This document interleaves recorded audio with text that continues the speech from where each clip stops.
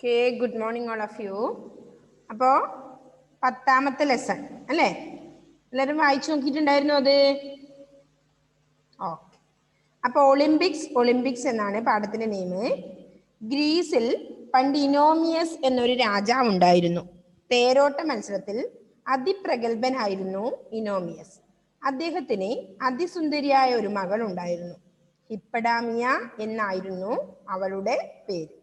ഹിപ്പഡാമിയക്ക് വിവാഹ പ്രായമായി. അതിസമർത്ഥനായ ഒരു പോരാളിയെ കൊണ്ട് മകളെ വിവാഹം കഴിപ്പിക്കണമെന്ന് ഇനോമിയസ് തീരുമാനിച്ചു.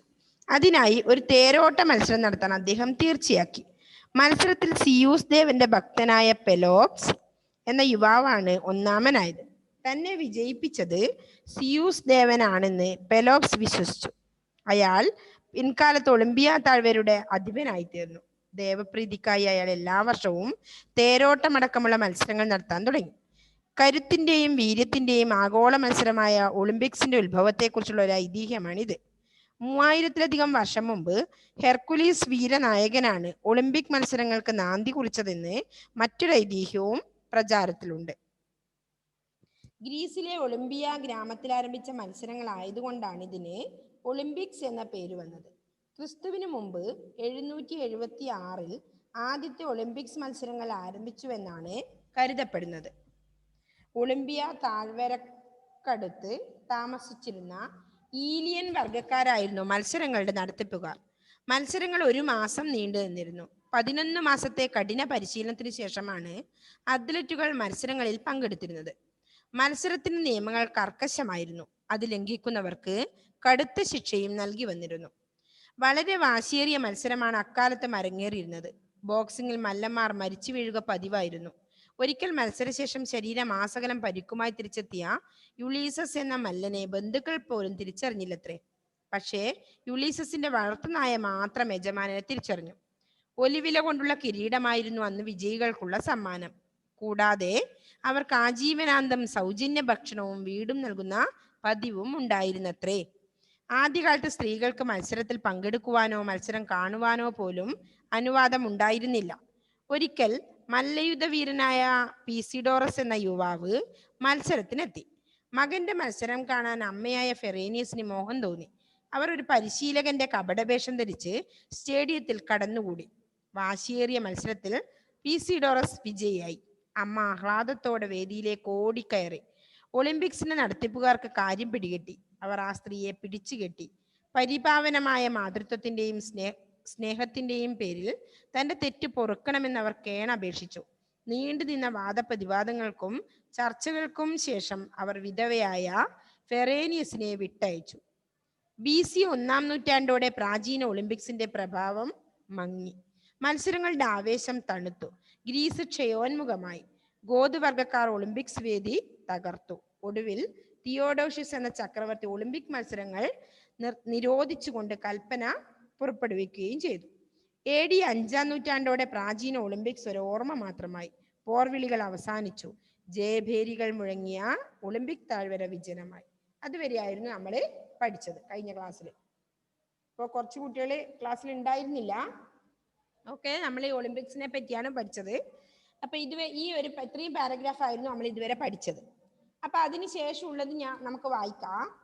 അതിനുശേഷം സംഭവബഹുലമായ 14 നൂറ്റാണ്ടുകൾ കടന്നുപോയി അല്ലെ? സംഭവബഹുലമായ 14 നൂറ്റാണ്ടുകൾ അതിനുശേഷം കടന്നുപോയി.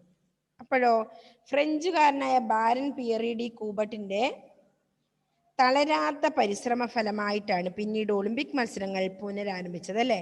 ആരാണ്? ബാരൻ പിയറി ഡി കൂബർട്ടിന്റെ പ്രവർത്തന ഫലമായിട്ടാണ് എന്ത്? ഒളിമ്പിക് മത്സരങ്ങൾ വീണ്ടും ആരംഭിച്ചത്. പുനരാരംഭിച്ചത് പറഞ്ഞാൽ വീണ്ടും ആരംഭിച്ചത്. അപ്പോ ആധുനിക ഒളിമ്പിക്സിന്റെ പിതാവ് എന്നറിയപ്പെടുന്നത് ആരാ? ആധുനിക ഒളിമ്പിക്സിന്റെ പിതാവ് എന്ന പേരിലാണ് ആര്? ബാരൻ പിയറി ഡി കൂബർട്ടിനെ അറിയപ്പെട്ടത്. എന്ന പേരിലാണ് അദ്ദേഹത്തെ ലോകം അറിയുന്നത്. 1894-ൽ അദ്ദേഹം പാരീസിൽ വിളിച്ചുകൂട്ടിയ ആലോചനാ യോഗത്തിൽ America, England, Sweden, Spain okay എനിക്ക് വന്നു. ഓക്കെ മക്കളെ, ഓക്കെ, നമുക്ക് സ്റ്റാർട്ട് ചെയ്യാം ആദ്യം. അതിനുശേഷം സംഭവ ബഹുലമായ 14 നൂറ്റാണ്ടുകൾ കടന്നുപോയി അല്ലെ. ഫ്രഞ്ചുകാരനായ ബാരൻ പിയറി ഡി കുബർട്ടിന്റെ തളരാത്ത പരിശ്രമ ഫലമായിട്ടാണ് എന്ത് ഒളിമ്പിക് മത്സരങ്ങൾ വീണ്ടും പുനരാരംഭിച്ചത്. പുനരാരംഭിച്ചത് പറഞ്ഞാൽ വീണ്ടും ആരംഭിച്ചത്. അപ്പൊ ആധുനിക ഒളിമ്പിക്സിന്റെ പിതാവ് എന്നറിയപ്പെടുന്നത് ആരാണ്? ആധുനിക ഒളിമ്പിക്സിന്റെ പിതാവ് എന്നറിയപ്പെടുന്ന ആരാണ്? ബാരൻ പിയറി ഡി കുബർട്ട് അല്ലേ. വല്ലാത്തൊരു പേരാണ്, എല്ലാ പേരും. ബാരൻ പിയറി ഡി കുബർട്ട് എന്ന ആളാണ് ആധുനിക ഒളിമ്പിക്സിന്റെ പിതാവ് എന്നറിയപ്പെടുന്നത്. 1894 അദ്ദേഹം പാരീസിൽ വിളിച്ചുകൂട്ടിയ ആലോചനാ യോഗത്തിൽ America, England, Sweden, Spain, Italy, Belgium, France, Greece, Russia എന്നീ 9 രാജ്യങ്ങൾ പങ്കെടുത്തു. ഈ സമ്മേളനമാണ് ഒളിമ്പിക് മത്സരങ്ങൾ വീണ്ടും ആരംഭിക്കാൻ തീരുമാനമെടുത്തത് അല്ലേ. അടുത്ത ഒളിമ്പിക്സിന്റെ മുദ്രാവാക്യം എന്താണെന്നാ പറയുന്നത്? കൂടുതൽ ഉയരത്തിൽ, കൂടുതൽ വേഗത്തിൽ, കൂടുതൽ ശക്തി. അതായിരുന്നു ഒളിമ്പിക്സിന്റെ മുദ്രാവാക്യം. എന്തൊക്കെയാണ്? കൂടുതൽ ഉയരത്തിൽ, കൂടുതൽ വേഗത്തിൽ, കൂടുതൽ ശക്തിയിൽ. അതായിരുന്നു ഒളിമ്പിക്സിന്റെ മുദ്രാവാക്യം. പിയറി ഡി കുബർട്ടിന്റെ ഒരടുത്ത സുഹൃത്തായ ഫാദർ ഡിസോൺ ആയിരുന്നു ഈ മുദ്രാവാക്യത്തിന്റെ ഉപജ്ഞാതാവ്. അപ്പൊ എന്താണ് ആ പാരഗ്രാഫ് പറഞ്ഞേ? കൂടുതൽ ഉയരത്തിൽ, കൂടുതൽ വേഗത്തിൽ, കൂടുതൽ ശക്തിയിൽ. അതായിരുന്നു ഒളിമ്പിക്സിന്റെ മുദ്രാവാക്യം. അപ്പൊ ഈ മുദ്രാവാക്യത്തിന്റെ ഉപജ്ഞാതാവ് ആരായിരുന്നു എന്നാ പറഞ്ഞേ? ഹെൻറി, നമ്മൾ പഠിച്ചില്ലേ, പിയറി ഡി കുബർട്ടിനെ പഠിച്ചില്ല. ആര്? ആധുനിക ഒളിമ്പിക്സിന്റെ പിതാവ്. അദ്ദേഹത്തിന്റെ ഒരു അടുത്ത സുഹൃത്തായ ഫാദർ ഡിസോൺ ആയിരുന്നു ഈ മുദ്രാവാക്യത്തിന്റെ ഉപജ്ഞാതാവ് എന്നാണ് പറഞ്ഞത്. പുനരാരംഭിച്ച ആദ്യത്തെ ഒളിമ്പിക്സ് 1896 ഏപ്രിൽ 6 ഗ്രീസിലെ ഏതൻസിലാണ് അരങ്ങേറിയത്. എവിടെയായിരുന്നു ഒളിമ്പിക്സ് അരങ്ങേറിയത്? പുനരാരംഭിച്ച ആദ്യത്തെ ഒളിമ്പിക്സ് 1896 ഏപ്രിൽ 6 ഗ്രീസിലെ ഏതൻസിലാണ് അരങ്ങേറിയത്. രണ്ടാമത്തെ ഒളിമ്പിക്സ് പാരീസിൽ വെച്ചായിരുന്നു. ഒളിമ്പിക്സ് രണ്ടാമത് നടന്ന എവിടെ വെച്ചായിരുന്നു? പാരീസിൽ വെച്ചായിരുന്നു.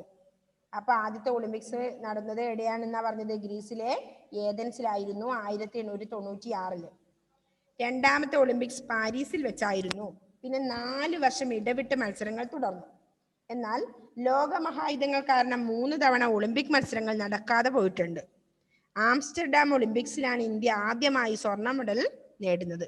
ആംസ്റ്റർഡാം ഒളിമ്പിക്സിലാണ് ഇന്ത്യ ആദ്യമായി, മെയിൻ പോയിന്റിൽ നിങ്ങൾ അണ്ടർലൈൻ ചെയ്തോ, ആംസ്റ്റർഡാം ഒളിമ്പിക്സിലാണ് ഇന്ത്യ ആദ്യമായി സ്വർണ്ണ മെഡൽ നേടുന്നത്. ഇന്ത്യ ആദ്യമായി സ്വർണ്ണ മെഡൽ നേടുന്നത് ഏത് ഒളിമ്പിക്സിലാണ്? ആംസ്റ്റർഡാം ഒളിമ്പിക്സിൽ. 1928 പെന്നിഗർ നയിച്ച ഇന്ത്യൻ ഹോക്കി ടീം ആ മെഡൽ തുടർന്നുള്ള 4 ഒളിമ്പിക്സിലും ഇന്ത്യ നിലനിർത്തി. എന്നാൽ പിന്നീട് അത് കൈവിട്ടുപോയി. 1972 10,000-ഓളം അത്ലറ്റുകൾ പങ്കെടുത്ത മ്യൂണിക് ഒളിമ്പിക്സിൽ ലോകത്തെ മുഴുവൻ നടുക്കിയ ഒരു സംഭവം ഉണ്ടായി. പാലസ്തീനിയൻ തീവ്രവാദികൾ ഇസ്രയേലിന്റെ 11 അത്ലറ്റുകളെ തട്ടിക്കൊണ്ടുപോയി നിഷ്കരുണം വെടിവെച്ചു കൊന്നു. അതായിരുന്നു ആ സംഭവം എന്ന് പറഞ്ഞത്. ആധുനിക ഒളിമ്പിക്സിലെ ദുഃഖപൂർണമായ ഒരു അധ്യായമാണ് ഈ സംഭവം. ഇപ്പൊ എന്തൊക്കെയാ പഠിച്ചത്? നമ്മളെ ആംസ്റ്റർഡാം ഒളിമ്പിക്സിലാണ് ഇന്ത്യ ആദ്യമായി സ്വർണ്ണ മെഡൽ നേടുന്നത് എന്ന് പറഞ്ഞു. അത് കഴിഞ്ഞ് എന്താ പറഞ്ഞേ? 1928 പെന്നിഗർ നയിച്ച ഇന്ത്യൻ ഹോക്കി ടീം ആ മെഡൽ തുടർന്നുള്ള 4 ഒളിമ്പിക്സിലും ഇന്ത്യ നിലനിർത്തി. എന്നാൽ പിന്നീട് ഇത് കൈവിട്ടുപോയി. 1972 10,000-ഓളം അത്ലറ്റുകൾ പങ്കെടുത്ത മ്യൂണിക് ഒളിമ്പിക്സിൽ ലോകത്തെ മുഴുവൻ നടുക്കിയ ഒരു സംഭവം ഉണ്ടായി. എന്താ ഉണ്ടായത്? പാലസ്തീനിയൻ തീവ്രവാദികൾ ഇസ്രയേലിന്റെ 11 പേരെ കൊണ്ടുപോയി എന്ത് ചെയ്തു? നിഷ്കരുണം വെടിവെച്ചു കൊന്നു. ആധുനിക ഒളിമ്പിക്സിലെ ദുഃഖപൂർണമായ ഒരു അധ്യായമായിരുന്നു ഈ സംഭവം. 11 അത്ലറ്റുകളെ നിഷ്കരുണം വെടിവെച്ചു കൊന്നത്, തട്ടിക്കൊണ്ടുപോയി വെടിവെച്ചു കൊന്നത്. ആര്? പാലസ്തീനിയൻ തീവ്രവാദികള് അല്ലേ. ഓക്കെ, ഇതാണ് എന്ത്? ആധുനിക ഒളിമ്പിക്സിലെ ദുഃഖപൂർണമായ ഒരു അധ്യായമായി മാറിയത് അല്ലേ. ഓക്കെ, വേഗതയുടെ ഈ മത്സരത്തെ കുറിച്ച് പറഞ്ഞാൽ തീരാത്തത്ര കഥകളുണ്ട്. വർഷങ്ങൾ കഴിയും തോറും പുതിയ പുതിയ കഥകൾ ഉണ്ടാവുന്നു. റെക്കോർഡുകൾ തകർക്കപ്പെടുന്നു. പുതിയ പുതിയ ചാമ്പ്യന്മാർ ജനിക്കുന്നു. സർവരാഷ്ട്ര സൗഹൃദത്തിന്റെ പ്രതീകമാണ് ഒളിമ്പിക്സ്. ഒളിമ്പിക്സ് ഏതിന്റെ പ്രതീകമാണെന്നാ പറഞ്ഞേ? സർവരാഷ്ട്ര സൗഹൃദത്തിന്റെ, എല്ലാ രാഷ്ട്രങ്ങളും തമ്മിലുള്ള സൗഹൃദത്തിന്റെ, ഫ്രണ്ട്ഷിപ്പിന്റെ ഒരു പ്രതീകമാണ് എന്ത്? ഒളിമ്പിക്സ്. ലോക ജനതയുടെ ഹൃദയ ഐക്യമാണ് അതിന്റെ ജീവാത്മാവ്. അതിന്റെ ജീവാത്മാവ് എന്താണെന്ന് പറഞ്ഞേ? ലോക ജനതയുടെ ഹൃദയ ഐക്യമാണ്. അതായത് എല്ലാ രാഷ്ട്രങ്ങളും ഒന്നുചേരുന്ന ഒരു കാര്യമാണ്, അതാ പറഞ്ഞത്. അപ്പൊ ലോക ജനതയുടെ ഹൃദയ ഐക്യമാണ് അതിന്റെ ജീവാത്മാവ്. രാജ്യാതിർത്തികൾക്ക് അപ്പുറം നീളുന്ന മനുഷ്യരാശിയുടെ പരസ്പര സൗഹൃദം ഒളിമ്പിക് ഗെയിംസിനെ മനുഷ്യ സമൂഹത്തിന്റെ മുഴുവൻ മഹോത്സവമാക്കി മാറ്റുന്നു. അപ്പോ സർവരാഷ്ട്ര സൗഹൃദത്തിന്റെ പ്രതീകമാണ് ഒളിമ്പിക്സ്. ലോക ജനതയുടെ ഹൃദയ ഐക്യമാണ് എന്ത്? അതിന്റെ ജീവാത്മാവ്. രാജ്യാതിർത്തികൾക്ക് അപ്പുറം നീളുന്ന മനുഷ്യരാശിയുടെ പരസ്പര സൗഹൃദം ഒളിമ്പിക് ഗെയിംസിനെ മനുഷ്യ സമൂഹത്തിനെ മുഴുവൻ മഹോത്സവമാക്കി മാറ്റുന്നു എന്നാണ് ലാസ്റ്റ് പറയുന്ന പാരഗ്രാഫിൽ. ഓക്കെ, അപ്പൊ ഒളിമ്പിക്സിനെ പറ്റി നിങ്ങൾക്ക് മനസ്സിലായോ? എന്തൊക്കെ മനസ്സിലായി? ആധുനിക ഒളിമ്പിക്സിന്റെ പിതാവ് ആരാണെന്നാ മനസ്സിലായത്? ആധുനിക ഒളിമ്പിക്സിന്റെ പിതാവ് ആര്? ആർക്കും മനസ്സിലായില്ലേ? അൺമ്യൂട്ട് ചെയ്ത് പറതിയ.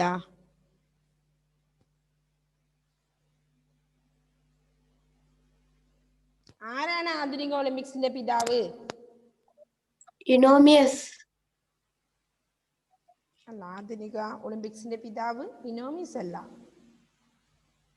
ബാരൻ പിയറി ഡി കുബർട്ട് എന്നല്ലേ പറഞ്ഞത് നമ്മള്? പിതാവ് ഇന്ന് തുടങ്ങിയതില്ലേ ഇത്? ഇനോമിയസ് എന്താ ചെയ്തത്? തേരോട്ട മത്സരങ്ങൾ സംഘടിപ്പിച്ചു. പിന്നെന്താ പറഞ്ഞത്? ഇനോമിയസ് ഗ്രീസിൽ പണ്ട് ഇനോമിയസ് എന്നൊരു രാജാവാണ്. തേരോട്ട മത്സരത്തിൽ അതിപ്രഗത്ഭരായിരുന്നു. അദ്ദേഹത്തിന്റെ മകളെ എന്താണ്, സുന്ദരിയായ അദ്ദേഹത്തിന്റെ മകളെ എങ്ങനെ കഴിപ്പിക്കാൻ പറഞ്ഞേ? പോരാളിയെ കൊണ്ട് വിവാഹം കഴിപ്പിക്കാൻ ആഗ്രഹിച്ചു. അപ്പൊ പെലോപ്സ് എന്ന ആള് വന്ന് അത് ഏറ്റെടുത്ത് വിജയിച്ചു എന്നാ പറഞ്ഞത്.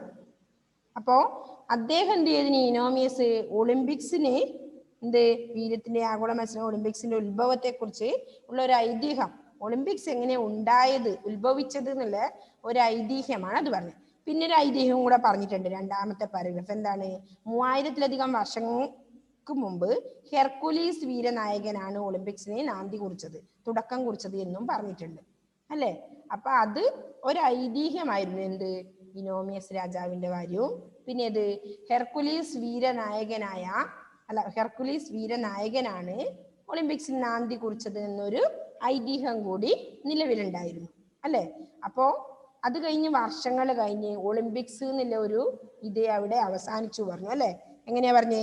AD 5-ാം നൂറ്റാണ്ടോടെ പ്രാചീന ഒളിമ്പിക്സ് ഒരു ഓർമ്മ മാത്രമായി എന്ന് പറയുമ്പോൾ ഒരു ഓർമ്മയിൽ എവിടെയോ ഉണ്ടായിരുന്നു എന്ന് മാത്രം, അങ്ങനെയായി. പിന്നെന്താ പറഞ്ഞേ? പോർവിളികൾ അവസാനിച്ചു, ജയബേരികൾ മുഴങ്ങിയ ഒളിമ്പിയ താഴ്വര വിജനമായി, ആൾക്കാരൊന്നുമില്ലാതെ വിജനമായി കടന്നു. അങ്ങനെ വർഷങ്ങൾ കഴിഞ്ഞു. അതിനുശേഷം സംഭവബഹുലമായ നിരവധി കാര്യങ്ങൾ, നൂറ്റാണ്ടുകൾ കടന്നുപോയി എന്ന് പറഞ്ഞു. അപ്പോൾ ഒളിമ്പിക്സ് അവിടെ നശിച്ചേ പോയി, ഇല്ലാതെയായി. അതിനുശേഷം എന്താ? ബാരൻ പിയറി ഡി കുബർട്ടിന്റെ തളരാത്ത പരിശ്രമ ഫലമായിട്ടാണ് എന്ത്, പിന്നീട് ഒളിമ്പിക് മത്സരങ്ങൾ പുനരാരംഭിച്ചത് എന്ന് പറഞ്ഞില്ലേ? നിങ്ങൾക്ക് ശ്രദ്ധിക്കുന്നില്ലേ മക്കളെ ഇത്? ഓക്കെ, അങ്ങനെ അതുകൊണ്ടാണ് ബാരൻ പിയറി ഡി കുബർട്ടിന്റെ തളരാത്ത പരിശ്രമ ഫലമായിട്ടാണ് ആധുനിക ഒളിമ്പിക് സ്റ്റാർട്ട് ചെയ്തതെന്ന് പറഞ്ഞു. അപ്പൊ ആധുനിക ഒളിമ്പിക്സിന്റെ പിതാവായിട്ടാണ് അദ്ദേഹം അറിയപ്പെടുന്നതെന്നും പറഞ്ഞിട്ടുണ്ട്. ആര്? Barren Pierre de കുബർട്ട്. 1894 അദ്ദേഹം പാരീസ് വിളിച്ചു കൂട്ടിയ ആലോചന യോഗത്തില് പറഞ്ഞിട്ടുണ്ട്, America, England, Sweden, Spain, Italy, Belgium, France, Greece, Russia എന്നീ 9 രാജ്യങ്ങളാണ് അതിൽ പങ്കെടുത്തത്. ഈ സമ്മേളനമാണ് ഒളിമ്പിക് മത്സരങ്ങൾ വീണ്ടും ആരംഭിക്കാൻ തീരുമാനമെടുത്തത്. ഇത്രയും രാജ്യങ്ങളെ പങ്കെടുത്ത് ഒരു ആലോചന യോഗത്തിൽ നിന്നാണ് ഇത് പിന്നീട് വീണ്ടും ഒളിമ്പിക് മത്സരങ്ങൾ ആരംഭിക്കാൻ തീരുമാനിച്ചതെന്ന് പറഞ്ഞിട്ടുണ്ട്. അതിന്റെ ഒളിമ്പിക്കിന്റെ മുദ്രാവാക്യം എന്ത്? കൂടുതൽ ഉയരത്തിൽ, കൂടുതൽ വേഗത്തിൽ, കൂടുതൽ ശക്തിയിൽ എന്നതാണ്. അത് ആരാണ് അതിന്റെ ഉപജ്ഞാതാവ് എന്ന് പറഞ്ഞത്? കുബർട്ടിന്റെ ഒരു ഫ്രണ്ടായ ആര് പേര് പറയുന്നുണ്ട്. ഫാദർ ഡിസോൺ ആയിരുന്നു ഈ മുദ്രാവാക്യത്തിന്റെ ഉപജ്ഞാതാവ്. പിന്നെ എന്താ പറഞ്ഞത്, പുനരാരംഭിച്ച ആദ്യത്തെ ഒളിമ്പിക്സ് എവിടെയായിരുന്നു നടന്നത്? എവിടെയായിരുന്നു? ഗ്രീസിലെ ഏതൻസിലാണ് പുനരാരംഭിച്ച ഒളിമ്പിക്സ് നടന്നത്. എത്രയില് വർഷവും പറയുന്നുണ്ട്. 1896. 1896 ഏപ്രിൽ 6-നാണ് അല്ലെ ഗ്രീസിലെ ഏതൻസില് നടക്കുന്നത്. കുറേ പോയിന്റുകൾ. പിന്നെ പറഞ്ഞു ആംസ്റ്റർഡാം ഒളിമ്പിക്സിനാണ് ഇന്ത്യ ആദ്യമായി സ്വർണ്ണ മെഡൽ നേടിയതെന്ന് പറഞ്ഞു. 1928 പെന്നിഗർ നയിച്ച ഇന്ത്യൻ ഹോക്കി ടീം ആ മെഡൽ തുടർന്നുള്ള 4 ഒളിമ്പിക്സിലും നിലനിർത്തി ഇന്ത്യ എന്ന് പറഞ്ഞിട്ടുണ്ട്. പിന്നെ എന്താണ്, ആധുനിക ഒളിമ്പിക്സിലെ ദുഃഖപൂർണമായ ഒരു അധ്യായമായി കാണുന്ന എന്താണ്, പാലസ്തീനിയൻ തീവ്രവാദികള് എന്താ ചെയ്ത്, ഇസ്രയേലിന്റെ 11 അത്ലറ്റുകളെ തട്ടിക്കൊണ്ടുപോയി നിഷ്കരണം വെടിവെച്ചു കൊന്നു. ഈ സംഭവമാണ് അത് പറഞ്ഞത് ദുഃഖപൂർണമായ ഒരു അധ്യായമായി, ആധുനിക ഒളിമ്പിക്സിലെ ദുഃഖപൂർണമായ ഒരു അധ്യായമാണ് ആ സംഭവം എന്ന് പറഞ്ഞിട്ടുണ്ട്. പിന്നെന്താ പറഞ്ഞേ, ഈ ഒളിമ്പിക്സിനെ പ്രധാനമായി പറഞ്ഞ ലാസ്റ്റ് എങ്ങനെ ചുരുക്കുന്നത്, സർവ്വരാഷ്ട്ര സൗഹൃദത്തിന്റെ പ്രതീകമാണ് ഒളിമ്പിക്സ്. ലോക ജനതയുടെ ഹൃദയ ഐക്യമാണ് അതിന്റെ ജീവാത്മാവ്. രാജ്യാതിർത്തികൾക്കപ്പുറം നേടുന്ന മനുഷ്യരാശിയുടെ പരസ്പര സൗഹൃദവും ഒളിമ്പിക് ഗെയിംസിനെ മനുഷ്യ സമൂഹത്തിനെ മുഴുവൻ മഹോത്സവമാക്കി മാറ്റുന്നു എന്ന് ലാസ്റ്റ് പറഞ്ഞു നിർത്തുന്നു അല്ലേ. ഒളിമ്പിക്സിനെ പറ്റി ഒരുപാട് കാര്യങ്ങൾ ഇതിൽ പറയുന്നുണ്ട്. അപ്പൊ ടെക്സ്റ്റ് നല്ലതുപോലെ ഒന്ന് വായിക്കണം കേട്ടോ, കാരണം ക്ലാസ്സിൽ ഇല്ലാതിരുന്ന കുട്ടികളുണ്ട്. ഇത് തുടങ്ങുന്ന സമയത്ത് എടുക്കുന്ന സമയത്ത് ഒന്നും ക്ലാസ്സിൽ ഉണ്ടായിരുന്നില്ല. അപ്പൊ ആൻമേരിയ ഒന്നത് വായിച്ച, ആൻമേരിയ സ്റ്റാർട്ടിങ് മുതല്.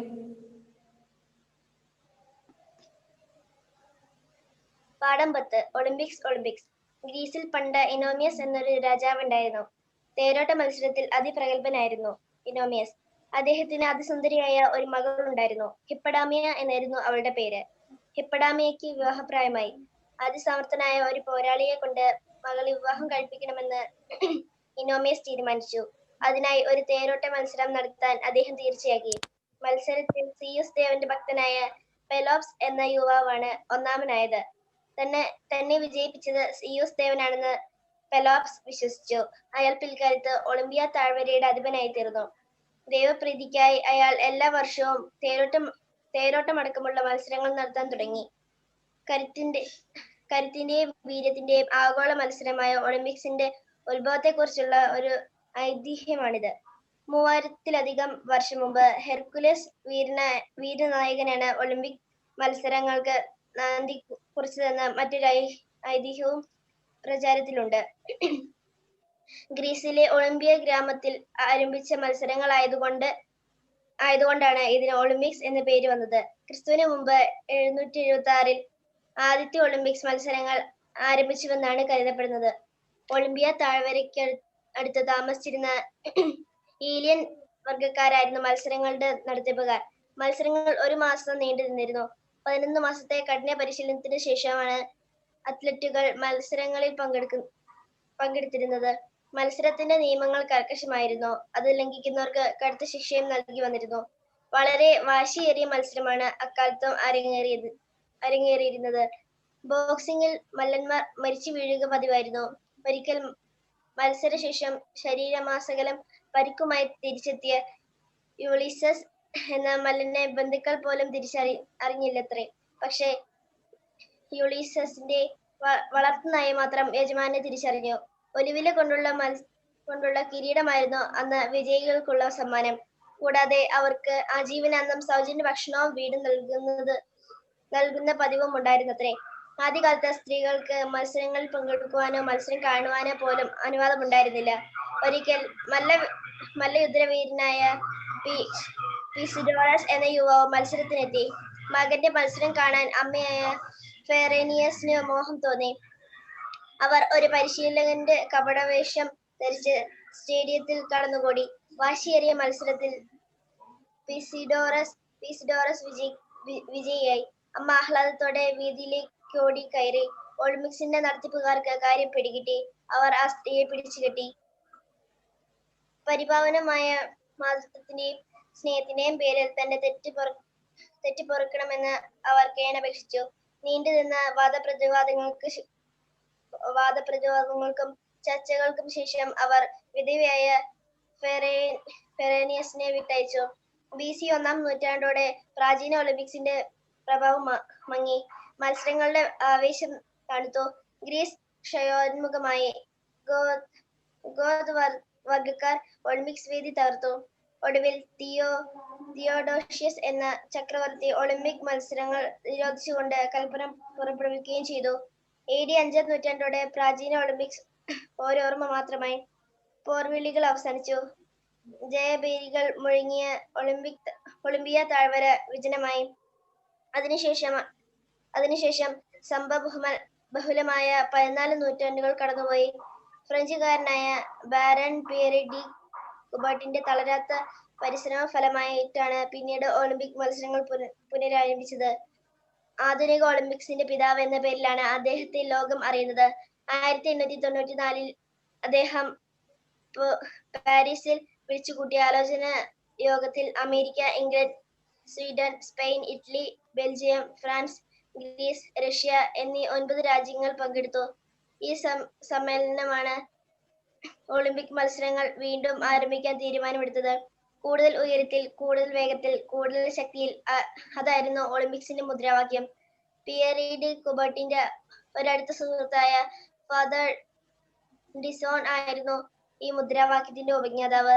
പുനരാരംഭിച്ച ആദ്യത്തെ ഒളിമ്പിക്സ് 1896 ഏപ്രിൽ 6-ന് ഗ്രീസിലെ ഏഥൻസിലാണ് അരങ്ങേറിയത്. രണ്ടാമത്തെ ഒളിമ്പിക്സ് പാരീസിൽ വെച്ചായിരുന്നു.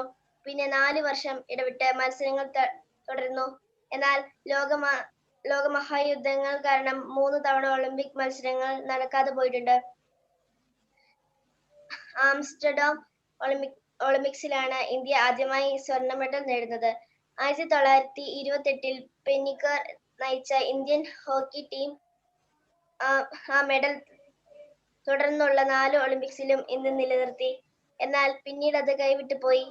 1972-ൽ 10,000-ഓളം അത്ലറ്റുകൾ പങ്കെടുത്ത മ്യൂണിക് ഒളിമ്പിക്സിൽ ലോകത്തെ മുഴുവൻ നടുക്കിയ ഒരു സംഭവമുണ്ടായി. പാലസ്തീനിയ തീവ്രവാദികൾ ഇസ്രായേലിന്റെ 11 അത്ലറ്റുകളെ തട്ടിക്കൊണ്ടുപോയി നിഷ്കരണം വെടിവെച്ചു കൊന്നു. ആധുനിക ഒളിമ്പിക്സിലെ ദുഃഖപൂർണമായ ഒരധ്യായമാണ് ഈ സംഭവം. വേഗതയുടെ ഈ മത്സരത്തെക്കുറിച്ച് പറഞ്ഞാൽ തീരാത്തത്ര കഥകളുണ്ട്. വർഷങ്ങൾ കഴിയുന്തോറും പുതിയ പുതിയ കഥകൾ ഉണ്ടാവുന്നു. റെക്കോർഡുകൾ തകർക്കപ്പെടുന്നു. പുതിയ ചാമ്പ്യന്മാർ ജനിക്കുന്നു. സർവരാഷ്ട്ര സൗഹൃദത്തിന്റെ പ്രതീകമാണ് ഒളിമ്പിക്സ്. ലോക ജനതയുടെ ഹൃദയ ഐക്യമാണ് അതിന്റെ ജീവാത്മാവ്. രാജ്യാതിഥികൾക്കപ്പുറം നീളുന്ന മനുഷ്യരാശിയുടെ പരസ്പര സൗഹൃദം ഒളിമ്പിക് ഗെയിംസിനെ മനുഷ്യ സമൂഹത്തിന്റെ മുഴുവനും മഹോത്സവമാക്കി മാറ്റുന്നു. ഓക്കെ, ദിയ കേൾക്കുന്നുണ്ടോ? ദിയ ഒന്ന് വായിച്ചേത്.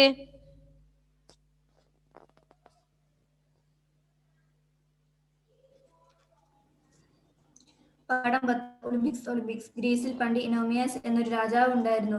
തേരോട്ട മത്സരത്തിൽ അതിപ്രഥമനായിരുന്നു ഇനോമിയസ്. അദ്ദേഹത്തിന് അതിസുന്ദരിയായ ഒരു മകളുണ്ടായിരുന്നു. ഹിപ്പിഡാമിയ എന്നായിരുന്നു അവളുടെ പേര്. ഹിപ്പിഡാമിയയ്ക്ക് വിവാഹപ്രായമായി. അതിസമർത്ഥനായ ഒരു പോരാളിയെ കൊണ്ട് മകളെ വിവാഹം കഴിപ്പിക്കണമെന്ന് ഇനോമിയസ് തീരുമാനിച്ചു.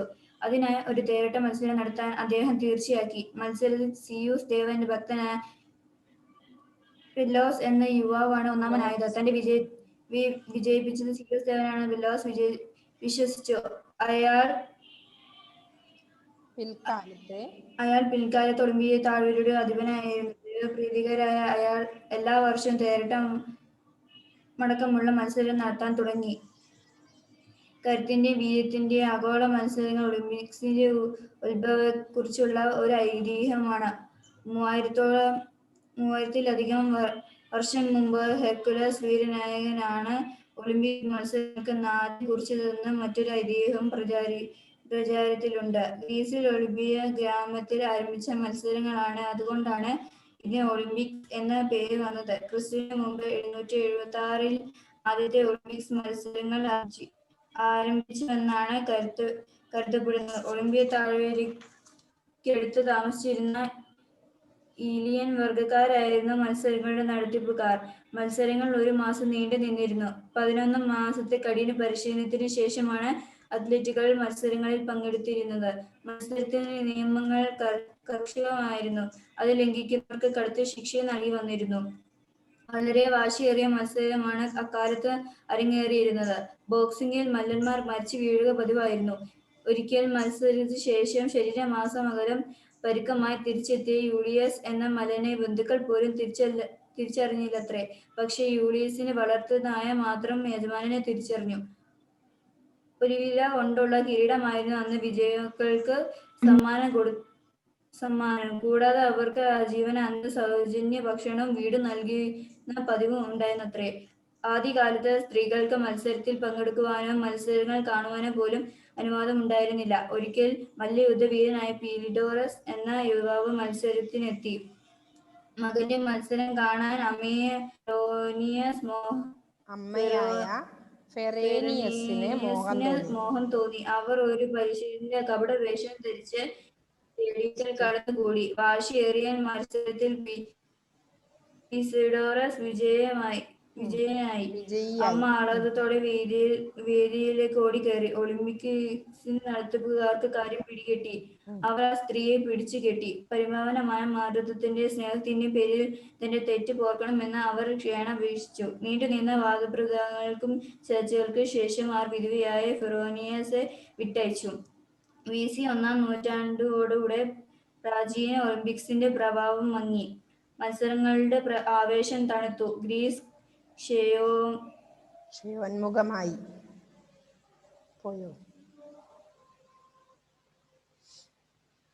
പോയോ വായിച്ചോണ്ടിരിക്കുമ്പോ ഒറ്റ പോക്ക്. ഓക്കെ, ഷോൺ ഒന്ന് വായിച്ചേ മോനെ. വന്നോ ദിയ? ആ, ഒളിമ്പിക് അവസാനിച്ചു. ജയവീരികൾ മുഴുങ്ങിയ ഒളിമ്പിക് താഴ്വര വിജനമായി. അതിനുശേഷം സംഭവബഹുലമായ 16 നൂറ്റാണ്ടുകൾ കടന്നുപോയി.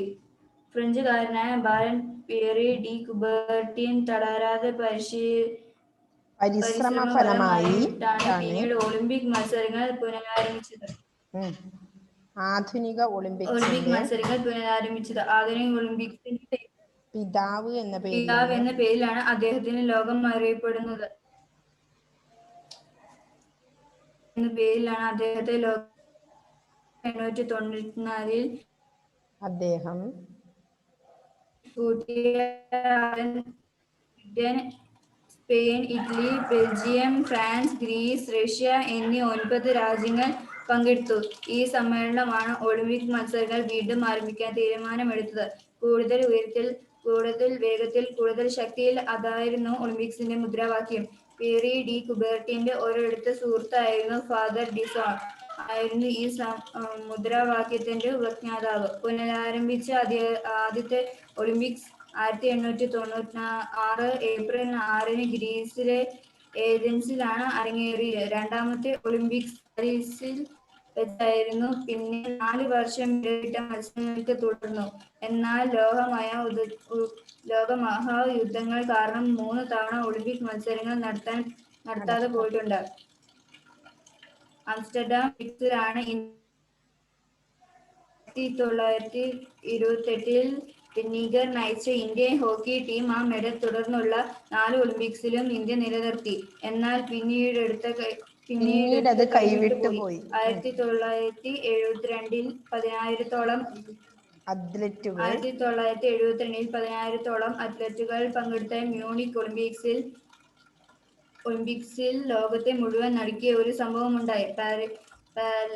പാലസ്തീനിലെ തീവ്രവാദികൾ ഇസ്രായേലിന്റെ 11 അത്ലറ്റുകളെ തട്ടിക്കൊണ്ടുപോയി നിഷ്കരുണം വെടിവെച്ച് കൊന്നു. ആധുനിക ഒളിമ്പിക്സിലെ ദുഃഖപൂർണമായ ഒരു അധ്യായമാണ് ആ സംഭവം. വേഗതയുടെ ഈ മത്സരത്തെക്കുറിച്ച് പറഞ്ഞാൽ തീരാത്തത്ര കഥകളുണ്ട്. വർഷങ്ങൾ കഴിയും തോറും പുതിയ കഥകൾ ഉണ്ടാവുന്നു. റെക്കോർഡുകൾ തകർക്കപ്പെടുന്നു. പുതിയ ചാമ്പ്യന്മാർ ജനിക്കുന്നു. സർവശാസ്ത്ര സൗഹൃദത്തിന്റെ പ്രതീകമാണ് ഒളിമ്പിക്സ്. ലോക ജനതയുടെ ഹൃദയ ഐക്യമാണ് അതിന്റെ ജീവാത്മാവ്.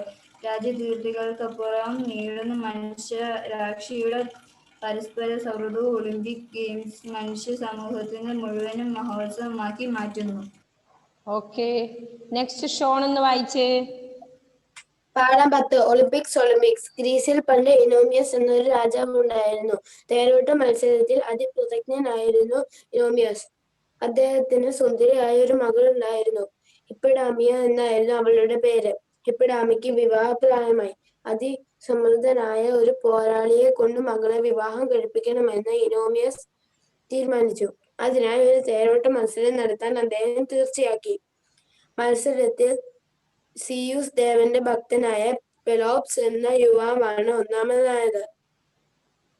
തന്നെ വിജയിപ്പിച്ചത് സിയൂസ് ദേവനാണെന്ന് പെലോപ്സ് വിശ്വസിച്ചു. അയാൾ പിൽക്കാലത്ത് ഒളിമ്പിയ താഴ്വരയുടെ അധീപനായി തീർന്നു. ദൈവപ്രീതിക്കായി അയാൾ എല്ലാ വർഷവും തേരോട്ടമടക്കമുള്ള മത്സരങ്ങൾ നടത്താൻ തുടങ്ങി. കരുത്തിന്റെയും വീര്യത്തിന്റെയും ആഗോള മത്സരമായ ഒളിമ്പിക്സിന്റെ ഉത്ഭവത്തെ കുറിച്ചുള്ള ഒരു ഐതിഹ്യമാണിത്. 3000-ലധികം വർഷം മുമ്പ് ഹെർക്കുലിസ് വീരനായകനാണ് ഒളിമ്പിക് മത്സരങ്ങൾക്ക് നാന്ദി കുറിച്ചതെന്ന് മറ്റൊരു ഐതിഹ്യവും പ്രചാരത്തിലുണ്ട്. ഗ്രീസിലെ ഒളിമ്പിയ ഗ്രാമത്തിൽ ആരംഭിച്ച മത്സരങ്ങളായതുകൊണ്ടാണ് ഇതിന് ഒളിമ്പിക്സ് എന്നു പേര് വന്നത്. ക്രിസ്തുവിന് മുമ്പ് 776 ആദ്യത്തെ ഒളിമ്പിക്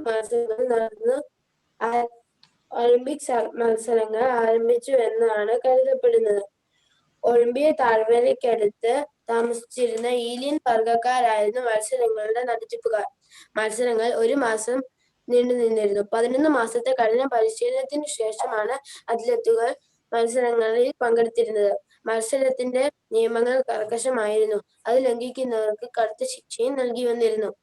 വളരെ വാശിയേറിയ മത്സരമാണ് അക്കാലത്തും അരങ്ങേറിയിരുന്നത്.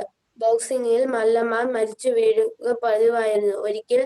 ഒരിക്കൽ മത്സരശേഷം ശരീരമാസകലം പരുക്കുമായി തിരിച്ചെത്തിയ യൂളിസസ് എന്ന മല്ലനെ ബന്ധുക്കൾ പോലും തിരിച്ചറിഞ്ഞില്ലത്രേ. പക്ഷെ യൂളിസസിന്റെ വളർത്തുനായ മാത്രം യജമാനനെ തിരിച്ചറിഞ്ഞു. ഒലിവില കൊണ്ടുള്ള കിരീടമായിരുന്നു അന്ന് വിജയികൾക്ക് സമ്മാനം. കൂടാതെ അവർക്ക് ആജീവനാന്തം സൗജന്യ ഭക്ഷണവും വീടും നൽകുന്ന പതിവ് ഉണ്ടായിരുന്നത്രേ. ആദ്യകാലത്ത് സ്ത്രീകൾക്ക് മത്സരങ്ങൾ പങ്കെടുക്കുവാനോ മത്സരങ്ങൾ കാണുവാനോ പോലും അനുവാദമില്ലായിരുന്നു.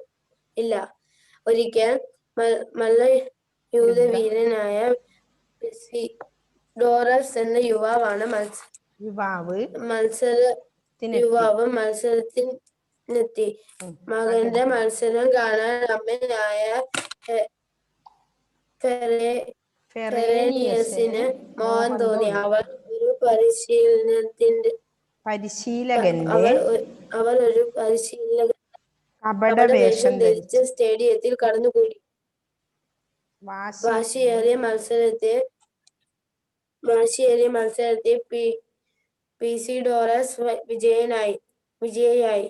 അമ്മ ആഹ്ലാദത്തോടെ വേദിയിലേക്ക് ഓടിക്കയറി. ഒളിമ്പിക്സിന്റെ നടത്തിപ്പുകാർക്ക് കാര്യം പിടികിട്ടി. അവർ ആ സ്ത്രീയെ പിടിച്ചുകെട്ടി. പരിപാവനമായ ആതൃത്വത്തിന്റെയും സ്നേഹത്തിന്റെയും പേര് തന്റെ തെറ്റ് പൊറുക്കണമെന്ന് അവർ കേണപേക്ഷിച്ചു. നീണ്ടുനിന്ന വാദപ്രതിവാദങ്ങൾക്ക് ശേഷം ചർച്ചകൾക്കും ശേഷം അവർ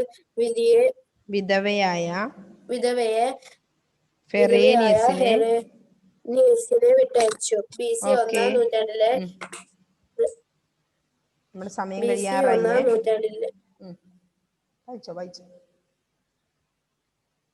1-ാം നൂറ്റാണ്ടിലെ പ്രാചീന ഒളിമ്പിക്സിന്റെ പ്രഭാവം മങ്ങി.